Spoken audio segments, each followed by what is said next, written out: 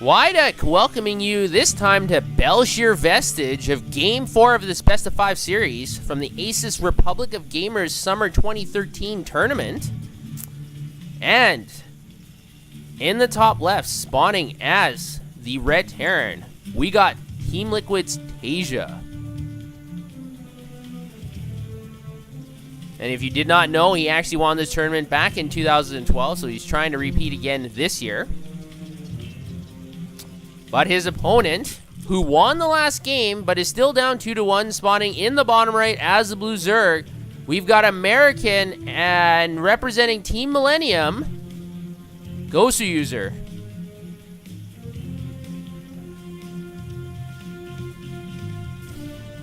So Taeja was very effective in the first two games, but Goswser was able to get back into the series with some very inventive play as he went for a lot of gas early, and I thought he was going to go for Zergling speed. In fact, he went for fast lair upgrade, getting the Spire, getting the Infestation Pit, and then just amassing a whole bunch of Hydras. And with the Hydras and Roaches, he was constantly able to put pressure on Taeja's third expansion, and finally was able to break him and ascertain victory. We'll have to see if Goswser is going to pull out this very different style of play again, or if he's going to go with a different strategy. He's going for hatchery first, which is very common, just as he did last game. Taeja now has his refinery up before the barracks, so he might be going for Reapers. And Goswser actually has a very early drone scout in here, and he's actually going to be able to pop in here. And there is an advantage and a disadvantage for sending a drone scout in here. One, you're losing a little bit of mining time, but you're able to scout your opponent earlier. But the other problem is oh, he just escaped it. The drone, if you pull the drone inside to the Terran base to see whether or not there's gas, and I do not believe he was able to spot it. No, he did not go that far deep into Taeja's base. Then you're able to spot the gas, and you might have a very good idea of what Taeja's going to be going for. But then, if the supply depot goes down, then you will lose the drone because your drone is stuck inside the Terran wall and cannot get out. So there are some pros and cons for sending that early drone. Goswser knows that there is a barracks at the high ground, but he doesn't know what kind of units are going to be coming out. But he will be seeing the Reaper very soon. And I believe he actually spotted it with that Overlord. And because the Reaper is coming out so early, Goswser doesn't have any units. He has no Zerglings. He's building 6, and he's building 2 Queens, but he actually has no Zerglings and no Queens. Finally, the Zerglings do pop out just the exact moment the Reaper rings on the doorbell. Goswser doesn't like his guest and trying to shove him away, and the Reaper is able to kill 2 Zerglings. So Taeja is microing like a beast, regenerating in the meanwhile, taking pot shots at these Zerglings, but now the Queen is out, and this Reaper is going to have a lot of problems to continue his offensive. Taeja is going to focus down on this Queen.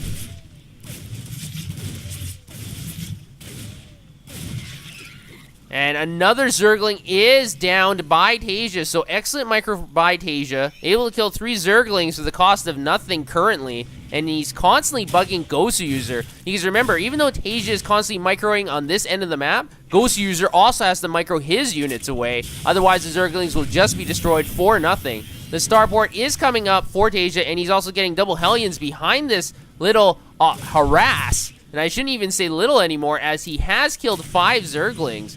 And that's nothing to snuff at. And the Reapers are actually going to diverge. They're going to retreat for a little bit. Very successful harass. And actually, Goswser is going to opt to put down a spine crawler at the front to deal with those incoming attacks.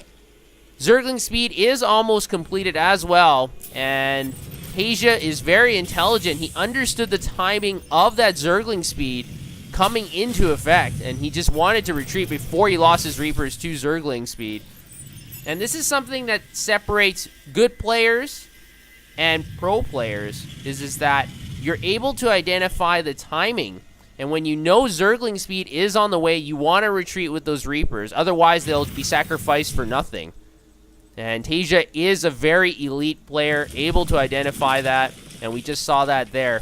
He's going to come back with 4 Hellions and those 2 Reapers from the beginning. But with that Spine Crawler there and the 2 Queens at the front door, that's not a very good welcoming party.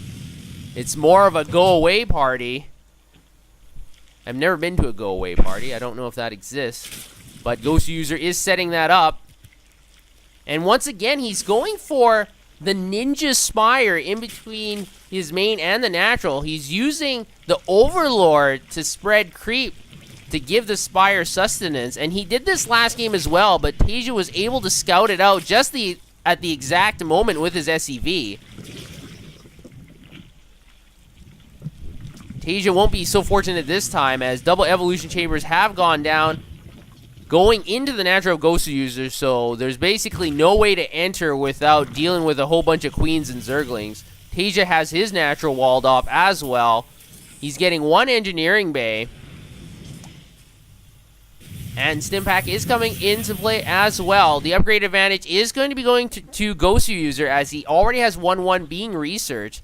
Taeja's engineering bay is now complete, but he only has 1. Upgrades are very important in this game.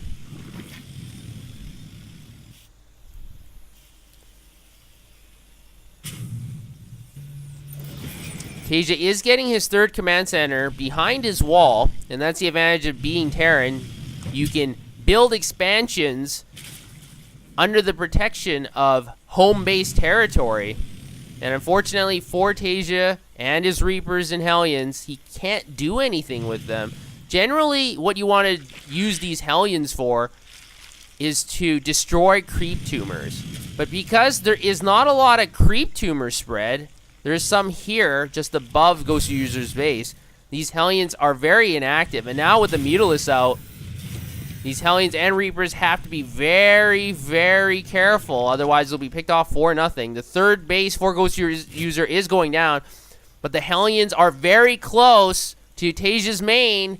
And there's 1 missile turret. The Marines are stimming and able to propel or reflect this attack from Goswser. But now these Hellions are caught in no man's land. 1 Reaper goes down.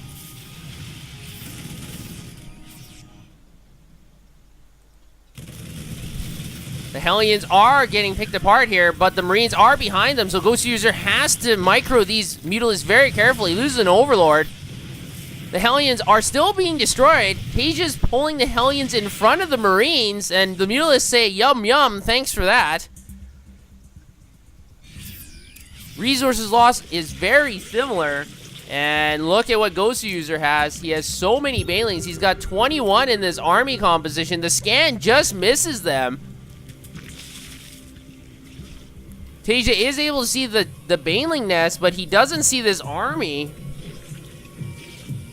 And this is one of the weaknesses, it looks like, for Goswser, because he doesn't have significant creep spread. We're already 12 minutes in the game, and the creep spread is barely outside of his front door. So these Zerglings and Banelings are significantly slower, and it's going to take a lot longer to get to Taeja's side of the map.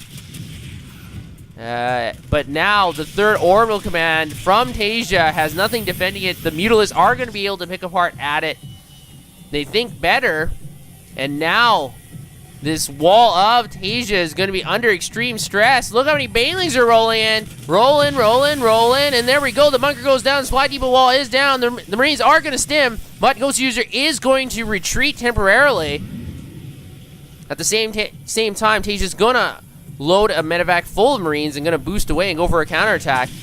The 4th base of Goswser is under attack by this lone Banshee.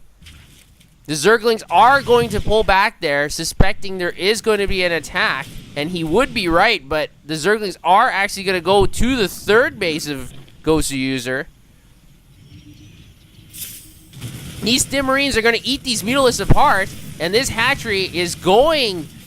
No, it's going to be protected by all these Zerglings. Zerglings surrounding all the Marines. The Marines are going to be able to get away, boost away in that medevac, and fight another day.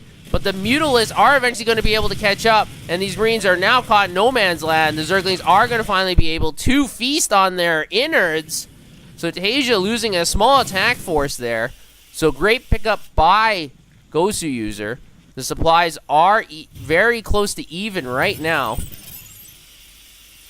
But unfortunately for Goswser, the last few minutes, it looked like he was going to be able to destroy this third orbital, but he just wasn't able to. At the same time, he's got his fourth up, so he still has a 1 base advantage. Drilling Claws is being researched by Taeja. I haven't seen any Widow Mines in this composition yet, but it looks like he will be switching over to that. These Stim Marines by the Xel'Naga Tower are dealing with that Mutalisk force.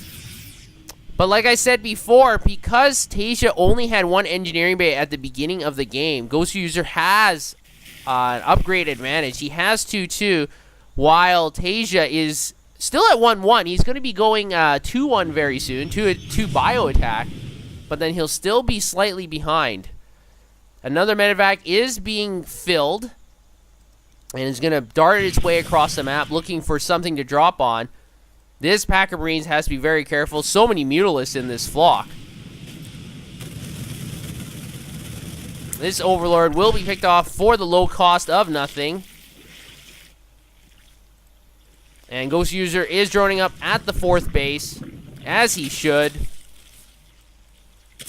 And this is very interesting by Goswser, because Goswser is not upgrading to the Hive. And so, even though he had the upgrade advantage, or still does have the upgrade advantage, he has no infestation pit. And so, he's going to be capped at 2-2. Taeja's already upgrading his 3rd level bioweapons. And so, this is going to be problematic for Goswser if this game is prolonged for a long period of time.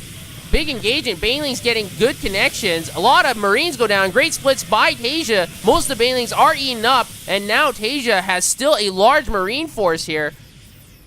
And these Marines are stimmed, and they're going to charge into the 4th base of Goswser. These Overlords are going to get targeted down first. The Queen is going to walk in here. Going to do inject larvae while getting shot down by all these bullets. The Mutalisks are charging in here, but Mutalisks are not good against stim Marines. The Banelings are still trying to morph in here. The Zerglings are being sent in, and so are the Mutalisks. The Marines are just charging in here, rampaging through the drone line, able to take off that extractor. Not exactly a key building, but able to focus down on these Zerglings and Mutalisks. Mutalisks are focusing down on these medevacs. There's about 10 medevacs here, and there's not a lot of bio force. The Marauders are going to get picked apart, and finally, Taeja attack looks like it's going to be repelled. Widow Mines also destroyed by this large flock of Mutalisks. And finally, the Banelings are rolling in behind, and Taeja's going to have to regroup himself.